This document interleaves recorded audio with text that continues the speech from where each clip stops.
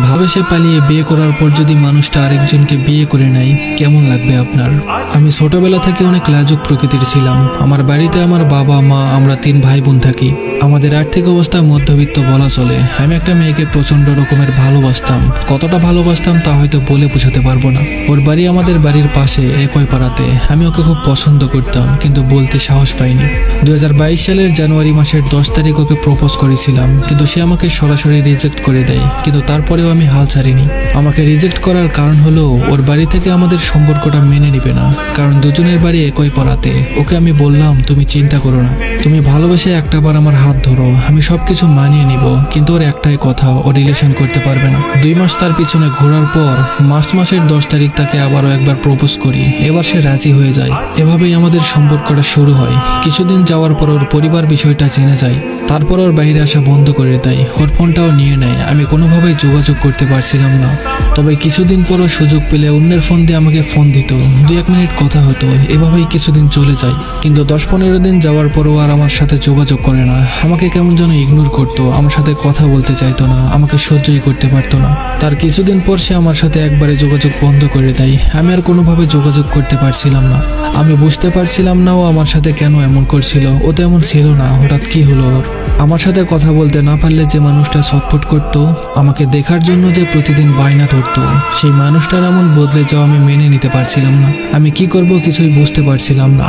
আমি ওর একটা বান্ধবীর সাথে যোগাযোগ করলাম। ওর থেকে যেটা শুনলাম সেটা শোনার জন্য আমি মোটেও প্রস্তুত ছিলাম না। ওর বাবা মা নাকি আমাকে ভুলিয়ে দেওয়ার জন্য ওকে নিয়ে একজন সাধুর কাছে যায়, আর সেই সাধু নাকি ওকে একটা তাবিজ পরিয়ে দেয়। তারপর থেকে ও কেমন যেন হয়ে যায়।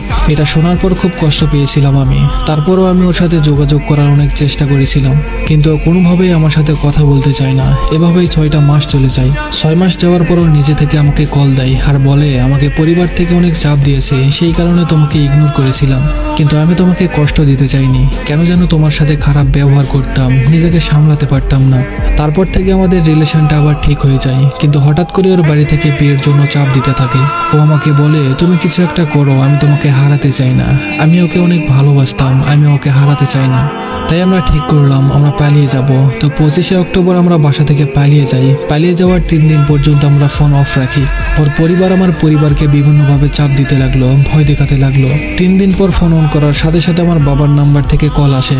ফোন রিসিভ করতেই বাবা আমায় কান্না করতে করতে বলে, বাবা তোরা কোথায় আছিস, তাড়াতাড়ি বাড়ি চলে আয়। ওর বাবারা অনেক ঝামেলা করছে। ওই দিন আমার বাবার কান্না দেখে নিজের প্রতি খুব ঘৃণা হচ্ছিল। তখন মনে হচ্ছিল যে আমি সত্যিই ভুল করেছি। তাই আমি ঠিক করলাম বাড়িতে যাব। পরের দিন আমি ওকে নিয়ে বাড়িতে চলে আসি। বাড়িতে আসার পর ওকে ওর পরিবার নিয়ে চলে যায়। ওই দিন ওকে এতটাই মেরেছিল যা বলে বোঝানো যাবে না। তারপর আমাদের আবারও যোগাযোগ বন্ধ হয়ে যায়। পরিবেশটা কিছুটা ঠান্ডা হলে আমি ওর বান্ধবীকে দিয়ে আবার ওর সাথে যোগাযোগ করি। কিন্তু ও আমাকে বলে, তুমি আমাকে ভুলে যাও, আমি তোমাকে আর ভালোবাসি না।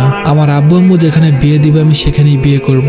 তুমি আর আমার সাথে কখনো যোগাযোগ করার চেষ্টা করবে না। তার এই কথা শুনে আমার পায়ের তলা থেকে মাটি সরে যায়। অনেক কান্না করলাম, ওকে অনেক বোঝালাম, কিন্তু ওর মন আর গলাতে পারেনি। তার 1 সপ্তাহ পর ওর আব্বু আম্মুর দেখা ছেলেটাকে বিয়ে করে শ্বশুর বাড়ি চলে যায়। এখন আর ওর সাথে কোনো যোগাযোগ নেই আমার। কথা বলার তৃষ্ণার্ত হলেও তার সাথে আর কথা বলতে পারি না। মাঝে মাঝে খুব ইচ্ছে করে ওর মুখে ভালোবাসি কথাটা শুনতে, কিন্তু আমি জানি এটা আর কখনো সম্ভব না। জানি না ও কেমন আছে, হয়তো ভালোই আছে। আমি চাই সে সারা জীবন ভালোই থাকুক। আচ্ছা, ও কি পারতো না আমার হয়ে থাকতে? আমি কি পারতাম না ওকে সুখে রাখতে? হয়তো পারতাম, আবার হয়তো ও মনে করতো আমি পারতাম না। ওকে ভুলে থাকার অনেক চেষ্টা করেছি, কিন্তু পারছি না। আজ আমি নেশায় আসক্ত। না পারছি তাকে ভুলে থাকতে, আর না পারছি নেশা ছাড়তে। সবশেষে একটাই কথা বলবো, জীবনে কেউ কাউকে কোনোদিন ভালোবাসবেন না, জীবন তো লাশ হয়ে যাবে। তো এই ছিল আজকের গল্প। আশা করি গল্পটা আপনাদের ভালো লেগেছে। একটাবার চিন্তা করে দেখুন তো, যদি তারা রিলেশনে না যেত তাহলে কি তাদের জীবনে এমন হতো? হয়তো হতো না। হয়তো তারা দুজনেই একটা সুন্দর জীবন উপভোগ করতে পারত। তাই আমি বারবার একটা কথাই বলি, রিলেশনে যাওয়ার দরকার নেই। কাউকে ভালো লাগলে পরিবারকে জানিয়ে বিয়ে করে নিন, আর নয়তো পরিবারের পছন্দে বিয়ে করুন, সুখে থাকবেন। এই ছোট্ট জীবনে এত কষ্ট পাওয়ার কোনো মানেই হয় না।